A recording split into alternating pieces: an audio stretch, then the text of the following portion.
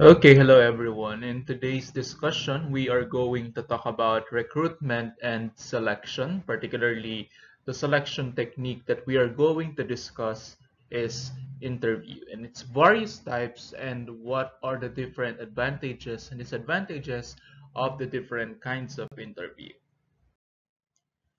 Okay, so in industrial organizational psychology, when we say recruitment, this is the process of attracting people with the right qualifications as determined in the job analysis to apply for the job. Okay, so from this definition, we can learn a lot about the process of recruitment. Okay, so the first thing is that in recruiting, we are attracting people. So it means that we do not have the candidates yet for a certain position, but rather we are still in the phase of attracting them, of making people apply for our company. Okay? In other words, there are some strategies that may be effective or ineffective when it comes to attracting people. People may be qualified, but they don't know that you have an opening in your company. Or there are times that people will apply in your company, even though they didn't know that there was an opening.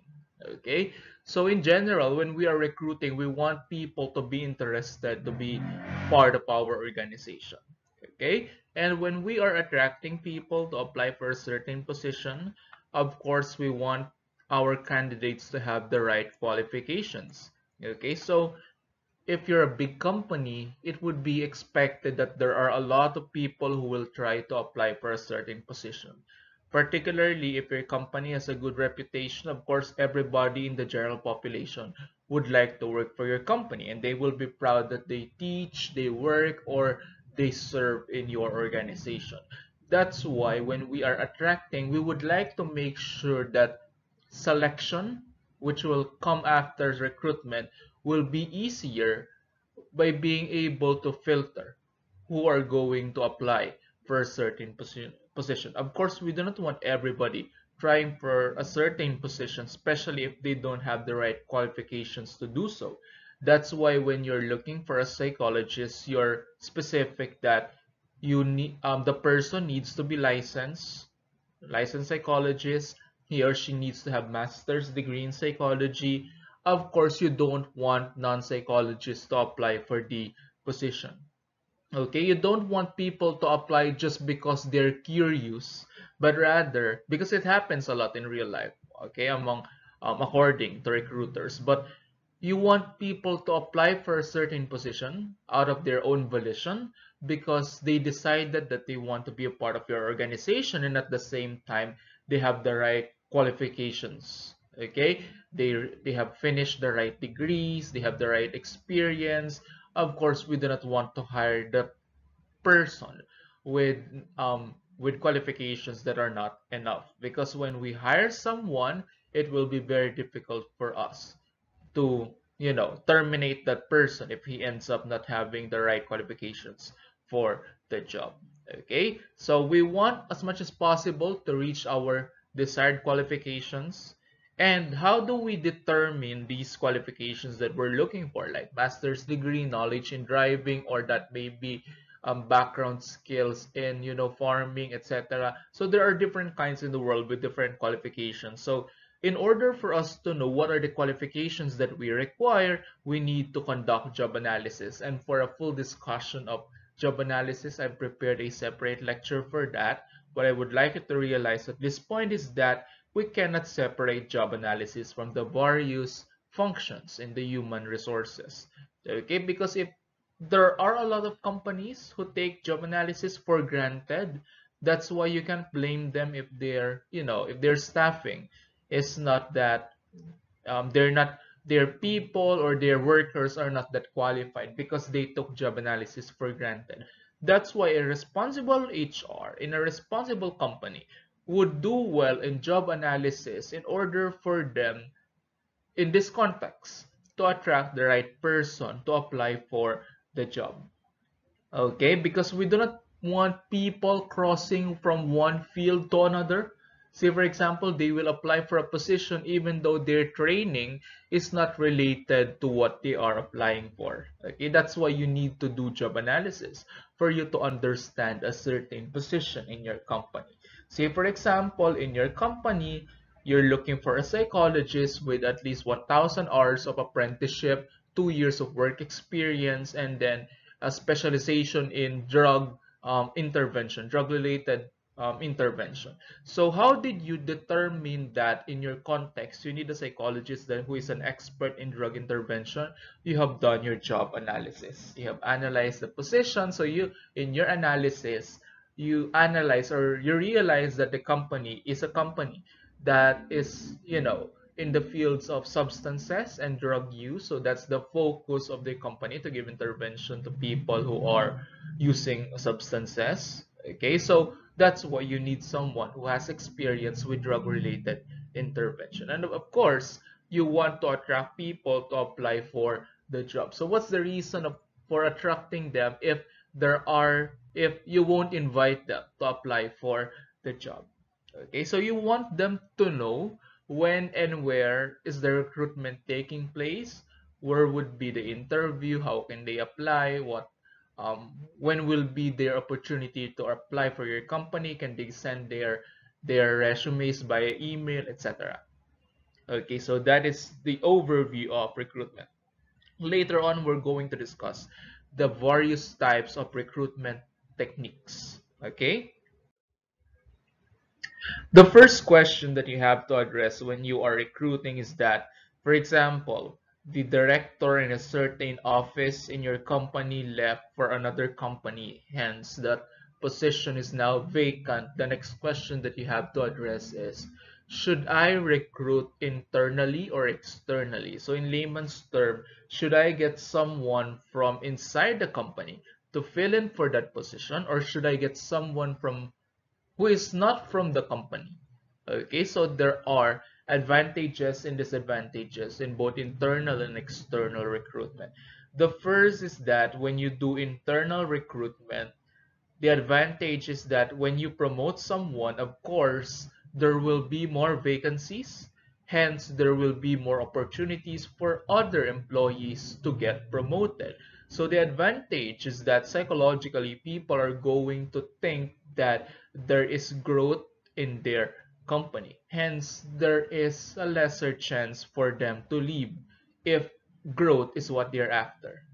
Okay, other than that, you would foster commitment, loyalty to the company, and job satisfaction, because people realize that if they stay in the company, their loyalty will be rewarded. Okay, so that's the advantage of internal recruitment. The disadvantage of internal recruitment is that maybe you are promoting someone for the sake of job satisfaction, but what if there's no one in the company who is really capable for the position, right? So that happens from time to time. See, for example, the director who resigned is very equipped in handling that position. What if you promoted someone from his or her unit, but everyone from his unit are not yet experienced enough to handle that position? Then that will be a huge problem. Okay. Other than that, in internal recruitment, another possible problem is that if you promote someone from inside, then it will be hard for that person to establish authority as a leader. We will talk about that more when we get to leadership theories and research, but if we cross these two topics with each other, research would say that promoting someone from the inside makes it hard for the person to be feared and respected by his coworkers. If you cannot relate with that example, just think of this as an example. Say, for example, your closest friend or your best friend became the president of the class. Okay, of course, you're not that afraid of him or her because you know that as a best friend, we can work something out if I did something bad. Or maybe the president will let it go if I, made a mistake at some point because he's my best friend or she's my best friend anyway. Okay, so that's the downside of internal recruitment. On the other hand, when we do external recruitment, the downside of that is that people are going to think that there's no growth in our company because even though we stay loyal to this company, they're still going to get people from outside. So that may be demoralizing for some, especially if they're expecting that they're going to get the opportunity to be promoted at some point, right? But the advantage of external recruitment is that you're getting new ideas by hiring people who are not from inside the organization. When we get to group dynamics, you will realize that if you have been together for quite some time, it's easy for you to make bad decisions because you are so used to the process of making decision as a team that you tend to overlook the fact that you can make wrong decisions at some point. So the advantage of hiring someone who is not from inside the team is that you can get new ideas, or he or she can be a devil's advocate, or someone who will question, the decision making process or the typical decisions that you do, so that you will get, a fresh look on how to do things, and perhaps that fresh look would be the more effective way to do things. Okay, so the rule of thumb in the HR is that if there's no one capable inside the company, then it's time to do external recruitment. Of course, ideally, the priority in the company should be the people who are already inside. But if there's no one inside the company who is good enough for the position, then it's time to look for someone outside the company. Okay? The downside of external recruitment is that if he or she is not from the company, then that will be another set of orientation, training, getting to know each other, etc. Okay? Now, so that is it for internal and external. And now this time, let's take a look at the various ways on how do we recruit applicants. Okay, and the first technique that we're going to talk about is something that I know that all of you are familiar with, but I guess that most of you do not want to rely on this method anymore because it's old school, quote and unquote old school for some, but anyway, it's still there. You can still see tabloids and newspapers and broadsheets publishing sections that show job vacancies in the area. Okay, so first is newspaper advertisements, and there are four ways to do so. First is that respond by calling, so you can make your applicants to respond to the call of the company by making them call the company. Again, the advantage of respond by calling is that you no longer have to invite the person over to your company if he did not do well in his initial interview conducted by a phone.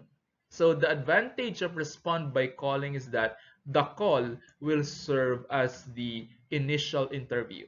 Okay?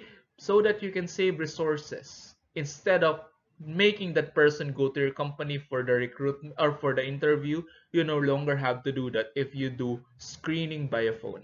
The next is apply in-person advertisements. So as the word implies, you need to go to the company for you to submit your resume and for you to apply in person.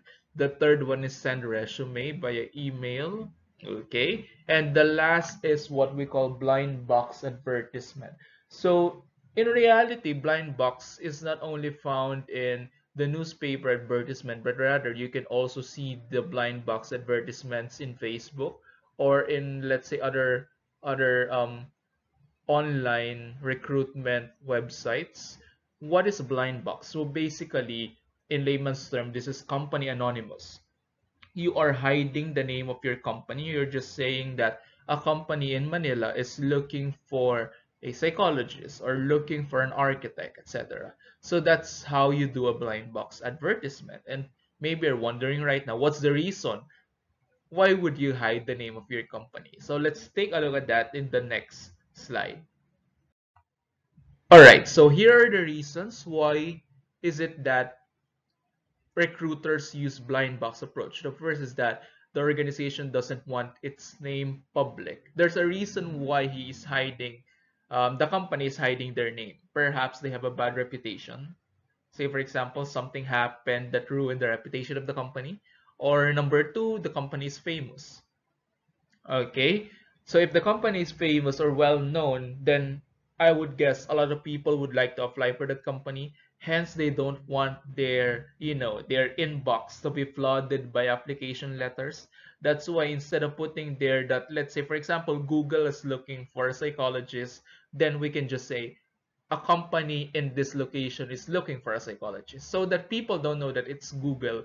Hence, they're less likely to apply or to send, you know, resumes or emails. Okay, so that's one reason to use blind box. And second reason is that company might fear that people wouldn't apply if they knew the name of the company. So if the company has a bad reputation, or if the nature of the company is that desirable, then people may not apply. Say, for example, if you're going to work in a cemetery office, then that may not be the best setting for an organizational work.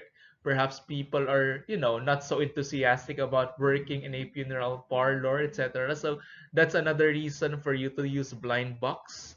Okay, and then third is that a company needs to terminate an employee first, but wants first to find a replacement. So there are instances wherein from behind the back, your company would like to get rid of you, but they don't want you to know it. That's why they need to find a replacement first. It would be improper if you would see at your company Facebook page that they're looking for someone who will fill in your position.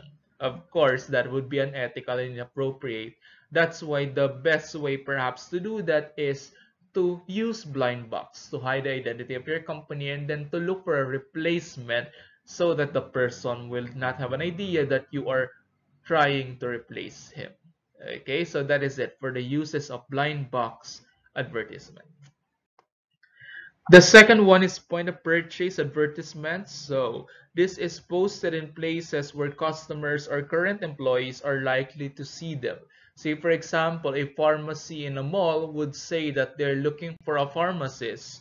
So what's the advantage of that? The advantage of that is they have a higher chance of recruiting someone from around the area, or someone who goes to their pharmacy frequently. So the advantage of that, you are sure, or there's a high chance that if this person have read your opening or have read your advertisement, then there's a high chance that he or she is a frequent customer as well. Hence, it will be easier for you to convince this person to be loyal and be committed to your company. Okay, it's like applying for your favorite fast food chain. Okay, so point of purchase advertisements are placed in the following, such as store windows, bulletin boards, restaurant placemats, and sides of trucks. Just imagine yourself looking at your favorite ice cream truck or food delivery truck. Then you saw that they have an opening. Then maybe you will have, you'll be enthusiastic about joining their company. So point of purchase attracts customers and sometimes their own employees in doing so. Okay, the downside of point of purchase is that maybe you will not be able to recruit people who do not know your company. Say, for example, I never ate at your food chain or your restaurant, so how am I supposed to know that you have an opening, even though I am capable enough to handle that position? Okay, so those are the pros and cons of point of purchase advertisement. So let's go to the next one. Of course, if you don't want to ex exert too much effort in recruiting, then why don't just outsource that service, okay, to an employment agency or to a search firm. So these are companies that specialize in finding jobs for applicants and finding applicants for organizations. So they're like people who do the hiring process for you. The downside of using or relying on agencies is that you have lesser control over your recruitment process, that you don't know who are the people that you are bringing in on your company. Okay, so what if the people from the agency are not that well versed when it comes to competencies of a psychologist or a psychology or a mental health worker? What if they hired the wrong guy or they send the wrong guy to your company? Then that will be problematic. Okay, so there are various types of employment agencies, and let's take a look at these different types. First, an employment agency can be public. Okay, it's fueled by the government, supported by the funds of the government. So a public employment agency is typically they typically serve people who works in blue collar types of jobs, say for example helpers, or at times they can, help in recruiting construction workers, factory workers. So that's the focus of public employment agencies, blue collar workers.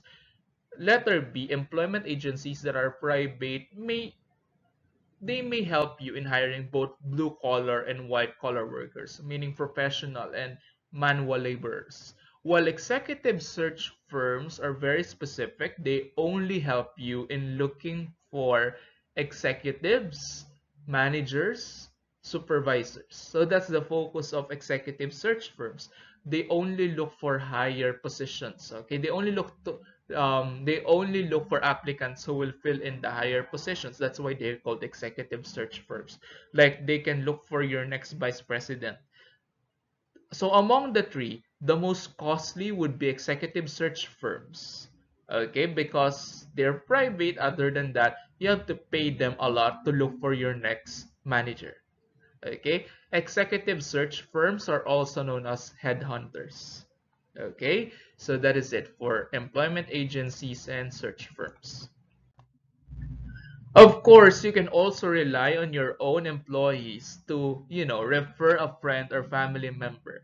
So the good thing about employee referrals is that if I'm a good employee, then there's a high chance that when I refer someone, that person is going to be good as well.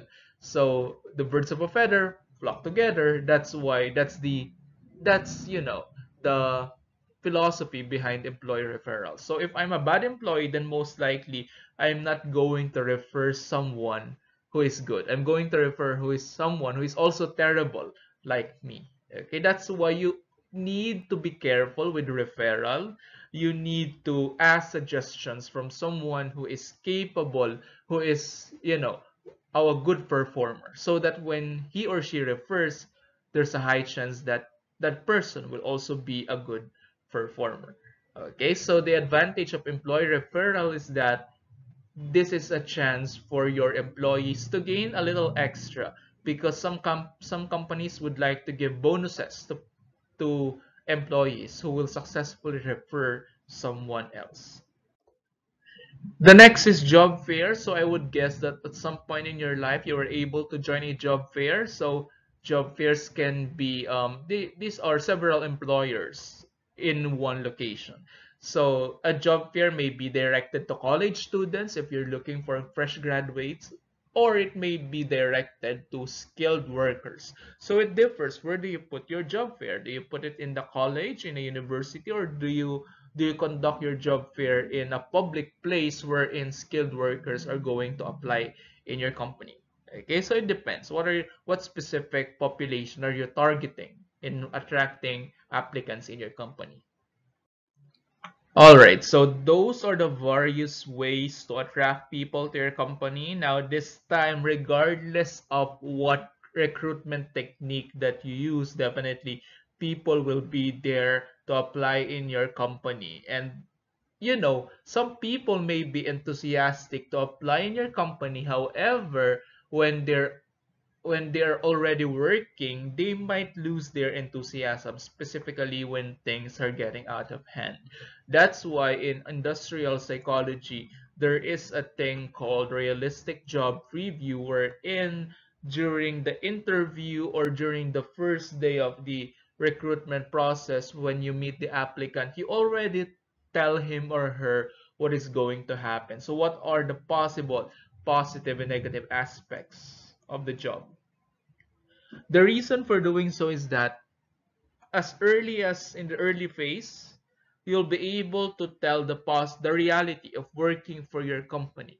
That you will tell him that if you work as a field worker in our company, then be ready to be exposed to a lot of people in the middle of the day. It means that you will not be working in the office, you will be in the field meaning that you might be restless from time to time and you might be tired with commuting all over the city.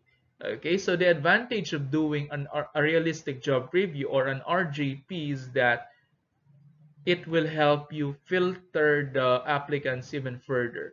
So you will know at this point who among your applicants are really willing to embrace the position and go through the hardships, because you want, of course, you want your employees to be committed even though things are going out of hand or the job is really psychologically and physically tiring. Okay, so that's one advantage of doing realistic job preview. And of course, when people are already there in your company, then you are now ready to conduct selection, or you're looking for who's the right person among these applicants, who's the right person for the job. Okay, so many techniques can be used to select the person from this pool of applicants, and that's what we are going to look at today and in the next discussions. But this time we're just going to look at the interview. All right, so an interview can be categorized in so many things. Like the first categorization of interview would be types of interview can be structured or unstructured. Between the two, structured would be more structured interview would be more valid and more reliable from a psychological perspective, because in unstructured interview, in letter B, sometimes you just make up the questions while interviewing. That's why when you interview like 10 applicants, then there's no assurance that you ask them the same questions. Okay, so it may be unfair for your applicants. That's why its reliability and validity is reduced.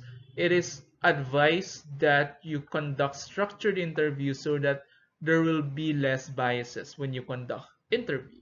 So these how can we say that an interview is structured? So the following should be present. The question should be based on job analysis. You're not just making up the questions, but rather there's a reason for asking that question. It's based on your job analysis. Next, all are asked the same question. So you're not making up questions in the middle of the interview, and scoring should not be subjective but rather objective. There's a standard way of scoring the answers. Okay, so some companies are using an interview technique that is not fully structured and at the same time not unstructured, and they call it semi-structured. So what makes it semi-structured is the fact that at least one of these three characteristics is not present. So that makes it a semi-structured interview. Next, we can categorize types of interview into styles of interview. Okay, so an interview can be one-on-one. An interview can be serial. When we say serial, that's a series of one-on-one interviews. So you got interviewed by your supervisor, by your manager, and sometimes you get interviewed by the president himself or herself. So that's a serial interview. You have done that in just one day. That's a serial interview. But if they ask you to return tomorrow or next week or later today, okay, a serial interview is an interview wherein the interviews are, you know, they are close to each other. They won't take so much time from one interview to another. But if it takes a lot of time, like come back after 6 hours to the office for you to be interviewed by the night shift manager, that will now be considered a return interview. So basically, B and C are similar, only that there's a huge span of time between interviews in the return interview. A panel interview is characterized by interviewing one applicant, but there are multiple interviewers. The advantage of a panel interview is that different interviewers may have their different expertise. That's why they can ask you various questions, okay, based on their expertise. Like when I applied as a professor, one interviewer was an expert in research, while one interviewer is an expert in teaching. Okay, so that's the advantage of doing panel interview. While group interview, on the other hand, is characterized by interviewing a number of of applicants at the same time. So sometimes in different companies, this sounds like a competition type of interview wherein the first one who gets the correct answer or the first one to give the best answer will get the attention of the interviewer. So that's group interview. Interviews may also be categorized in with the medium used in interviewing, so that can be face-to-face, telephone, or written interview. Written interview can be conducted via emails, and with the use of email, there's a low response rate according to IO research when it comes to interviewing and asking for response by email. On the other hand, when we say telephone interview, this can act as a preliminary interview so that you won't have to invite the person to apply in person in the office. Okay, so that's for the mediums of interview. Now, here are the different problems that you might encounter when you use unstructured approach. So there are interviewers who do not rely on structured interview, but rather they just make up their own questions. So they may be biased in their conclusions. And what are the sources of these biases? So first, poor intuitive ability, because you are subjective in the way that you judge people. So maybe your intuition might be wrong. Maybe that's just the way that he carries himself, but when it comes to actual work, that person ends up being terrible. So that's poor intuitive ability. Next is lack of job relatedness. There are interviewers who ask questions that are not even related to the job. Say for example, they will ask about your college, about your degree, or degree can be related to the job, but they may ask questions that are, not that related, like what was the subject that was so difficult for you, what were your struggles in college. Well, that may not be that related to the job. Maybe it's better to ask things that are job related. Okay, and one example of lack of job relatedness is that some interviewers like to ask this question: how do you see yourself 5 years from now? So some may justify that it's about employee commitment, but actually it doesn't really, it's not really about the job itself. Perhaps it's better to ask questions about, for example, you're applying as a psychologist, it's better to ask questions about his assessment skills, his therapy skills, etc.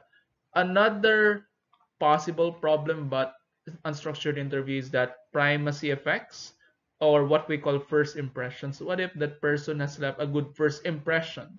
Then that may, make you more biased about when you hire him. Okay, good first impression, good handshake. So that's primacy effect. Primacy means first impressions. Contrast effect happens when you compare one candidate with another. Then what if there's a very good candidate, then the rest of the candidates would look terrible? Okay, so that's contrast effect. Sometimes the order of the candidates would influence our decisions. And next is interviewer-interviewee similarity. So if you came from the same university, came from the same town, came from the same school, then that can make the person more biased, and it can make the person more likely to hire you. So that's another threat. The next is also appearance. So sometimes people who appear nice or are dressed nicely may also give the impression that they're capable, although that's not true all the time. And of course, nonverbal cues. There are people who are very good with their nonverbal, such as good handshake, wherein a good handshake is not always a sign that that person would be a good worker. Okay, so these are the problems with unstructured interview. And lastly, here are the types of interview questions. Okay, the first thing is that we have what we call clarifier, wherein a clarifier is used when, if you have experienced a mock interview, the interviewer is looking at your resume and then he is trying to get the details of your experiences. Like he would ask, it says here that you're a member of organization ABC when you were in the university. So what did you do there? It says here that you have a research about public health. So what was this research all about? So that's clarifier. Tell me more about this or that. Okay. A disqualifier is a yes or no question that if you answer in a certain way, then you might be disqualified. Say, for example, I ask you, can you work overtime? Because in our company, working overtime is ideal. It is a good attitude that our employees adapt. So if you say no, don't expect that I'm going to hire you. I will ask you a question such as, can you work on weekends on call? Then you say no, then you are at a disadvantage compared to someone who will say yes. The next is skill level determiner, wherein you will be asked about technical stuff such as, for example, you're applying as a psychologist. I would ask you, so what is the process of test construction? What is the meaning of reliability? What is validity?